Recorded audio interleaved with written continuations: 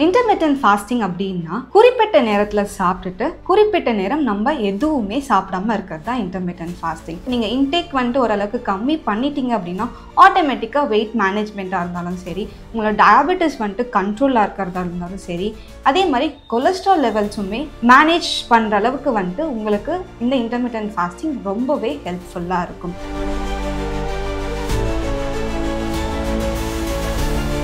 Night டின்னராக இருந்துச்சுன்னா நீங்கள் salads டைப்பில் எடுத்துக்கலாம். ஸோ சாலடுன்னொன்னே வெறும் வெஜிடபிள் மட்டும் இல்லைங்க, அதுலேயுமே நம்ம ப்ரோட்டீன் கார்ப்ஸ் இருக்கிற மாதிரி பார்த்துக்கணும். ஃபார் எக்ஸாம்பிள்,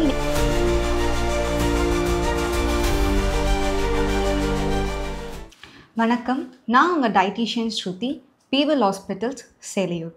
நம்ம இந்த வீடியோவில் இன்டர்மிட்டன்ட் ஃபாஸ்டிங் பற்றி பார்க்கலாம். இன்டர்மிட்டன்ட் ஃபாஸ்டிங்னா என்ன, அதோட டைப்ஸ் என்ன, யாரெல்லாம் இந்த இன்டர்மிட்டன்ட் ஃபாஸ்டிங்லாம் பண்ணலாம், அதோட பெனிஃபிட்ஸ் பற்றி இந்த வீடியோவில் பார்க்கலாம். அந்த காலத்தில் நம்ம முன்னோர்கள் சன்செட்க்கு முன்னாடி அவங்களோட டின்னர்லாம் முடிச்சுட்டு தூங்க போயிடுவாங்க. பட் ஆனால் நம்ம இந்த காலத்தில் ஃபுட்லாம் நிறைய கிடைக்கிறதுனால நம்ம எப்போவுமே சாப்பிட்டுட்டே இருக்கோம். அதனால தான் இன்டர்மிட்டன்ட் ஃபாஸ்டிங் அப்படின்ற ஒரு ஃபேன்சி டேர்மே வந்துட்டு வந்திருக்கு.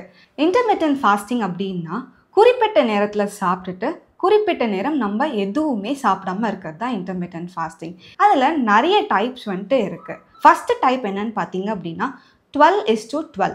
12:12 நீங்கள் 12 ஹவர்ஸ் வந்துட்டு எதுவுமே சாப்பிட மாட்டீங்க. 12 ஹவர்ஸில் வந்துட்டு உங்கள் பாடிக்கான டெய்லி ரிக்குவயர்மெண்ட்ஸை அந்த 12 ஹவர்ஸ்க்குள்ளே நீங்கள் சாப்பிட்டு முடிக்கணும். இன்னொரு டைப் என்னென்னா 16:8. இந்த 16:8ல் 16 ஹவர்ஸ் நம்ம எதுவுமே சாப்பிட மாட்டோம். அந்த 8 ஹவர்ஸில் அதே மாதிரி உங்களோட டெய்லி ரிக்குவயர்மெண்ட்ஸை நீங்கள் மீட் பண்ணுற மாதிரி ஒரு பேலன்ஸ்டு மீலை வந்துட்டு எடுக்கிற மாதிரி இருக்கும். இன்னொரு டைப் இருக்குங்க, அதில் 20:4 அப்படின்னு சொல்லுவோம். 20:4ல் 20 ஹவர்ஸ் நீங்கள் எதுவுமே சாப்பிட மாட்டீங்க. 4 ஹவர்ஸில் உங்களோட டெய்லி ரிக்குவயர்மெண்ட்ஸை அந்த 4 ஹவர்ஸ் பீரியட்குள்ளேயே நீங்கள் மீட் பண்ணுற மாதிரி இருக்கும்.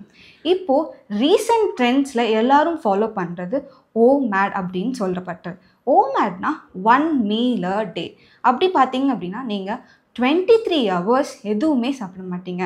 1 ஹவரில் உங்களுக்கு தேவையான பாடி ரிக்குவயர்மெண்ட்ஸை ஒரே ஒரு மேஜர் மீலில் நீங்கள் முடிக்கிற மாதிரி இருக்கும். இப்போது இன்டர்மிட்டன்ட் ஃபாஸ்டிங் வந்துட்டு யாரெல்லாம் எடுக்கலாம், அதோட பெனிஃபிட்ஸ் என்னன்னு பார்க்கலாம். இன்டர்மிட்டன்ட் ஃபாஸ்டிங் டயபெட்டிஸ் இருக்கிறவங்க, ஹைப்பர்லிபிடியம் அதாவது கொலஸ்ட்ரால் லெவல்ஸ் வந்துட்டு அதிகமாக இருக்கிறவங்க, வெயிட் லாஸ் பண்ணுறவங்க, வெயிட்டை வந்துட்டு மேனேஜ் பண்ணுறவங்க. இல்லாட்டிஸ் இப்போ நீங்கள் 60 kgs இருக்கீங்க அப்படின்னா அந்த 60 kgsே வந்துட்டு நீங்கள் இருக்கணும் அப்படின்ட்டு நீங்கள் அந்த வெயிட்டை வந்துட்டு மெயின்டைன் பண்ணணும் அப்படின்னு நினைக்கிறீங்கன்னா நீங்கள் இந்த இன்டர்மிட்டன்ட் ஃபாஸ்டிங்கை வந்துட்டு ட்ரை பண்ணலாம். இதோட பெனிஃபிட்ஸ் என்னன்னு பார்த்தீங்கன்னா உங்களோட இன்டேக்கை வந்துட்டு கம்மி பண்ணுறதுக்கு ரொம்பவே ஹெல்ப்ஃபுல்லாக இருக்கும்.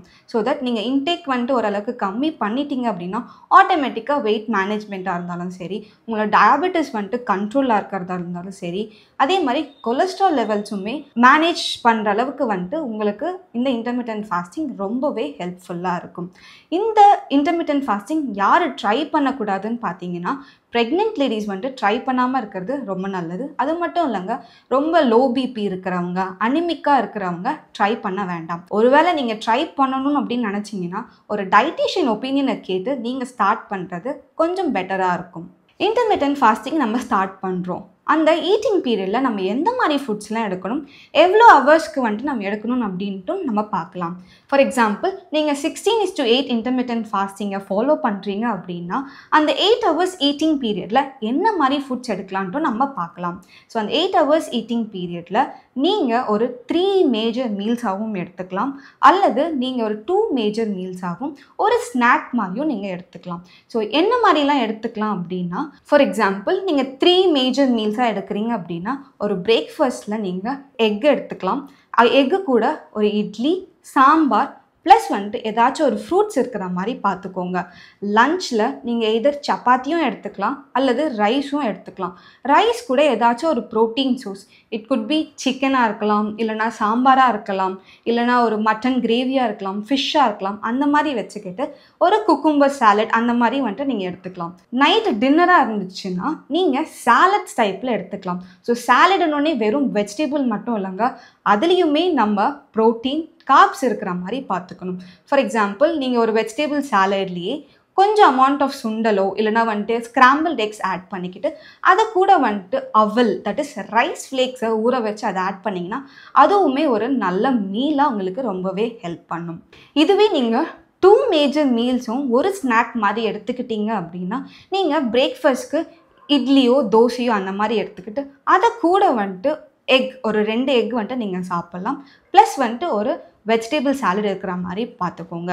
அது லஞ்சில் வந்துட்டு நீங்கள் சேம் ரைஸாக இருந்தாலும் சப்பாத்தியாக இருந்தாலும் ப்ரௌன் ரைஸாக இருந்தாலும் எடுத்துக்கிட்டு அதை கூட ஒரு சிக்கன் கிரேவி, ஃபிஷ் கிரேவி, வெஜிடேரியன்ஸாக இருந்தீங்கன்னா சோயா சங்க்ஸில் பண்ண கிரேவியோ பன்னீரோ அந்த மாதிரி எடுத்துக்கிட்டு ப்ளஸ் வந்துட்டு ஒரு வெஜிடபிள் சாலட் வந்துட்டு இருக்கணும். ஸோ ஏன் நான் வந்துட்டு வெஜிடபிள் சாலட்லாம் சொல்கிறேன்னா உங்களுக்கு தேவையான ஃபைபர் வந்துட்டு உங்களுக்கு வெஜிடபிள்ஸ் மூலியமாக தான் கிடைக்கும். அதே ஒரு ஸ்நாக் ஆப்ஷன் பார்த்தீங்க அப்படின்னா ஒரு சோயா சங்க்ஸ் கட்லெட்டோ இல்லைனா சென்னா கட்லெட்டோ இல்லை வந்துட்டு ஸ்டீம்ட் சிக்கன், ஸ்டீம்டு ஃபிஷ் அந்த மாதிரி நீங்கள் எடுக்கிறது ரொம்பவே நல்லாயிருக்கும். ஸோ இந்த மாதிரி உங்களோட இன்டர்மிட்டன்ட் ஃபாஸ்டிங் டயட்டை பேலன்ஸ்டாக இருக்கிறது ரொம்பவே ஹெல்ப்ஃபுல்லாக இருக்கும். இந்த ஒரு ஈட்டிங் பீரியடில் உங்களோட கேலரிஸை வந்துட்டு மீட் பண்ணணும் அப்படின்ட்டு எந்த ஒரு ப்ராசஸ் ஃபுட்ஸை எடுக்காதீங்க. நீங்கள் ப்ராசஸ் ஃபுட்ஸ் எடுத்தீங்கன்னா இந்த இன்டர்மிட்டன்ட் ஃபாஸ்டிங் கொடுக்குற பெனிஃபிட்ஸ் எல்லாமே ஒரு நெகட்டிவாகவே முடியும். அதுலேருந்து உங்களுக்கு எந்த ஒரு பெனிஃபிட் பாசிட்டிவாகவே கிடைக்காது.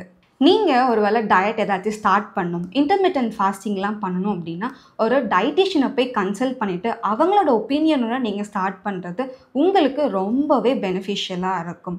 நான் பேசின இந்த வீடியோவில் உங்களுக்கு ஏதாச்சும் டவுட்ஸ் இருந்துச்சுன்னா மறக்காமல் கீழே கமெண்ட் பண்ணுங்கள். நெக்ஸ்ட் வீடியோவில் அந்த டவுட்ஸ் எல்லாமே நான் கிளாரிஃபை பண்ணுறேன். தேங்க்யூ.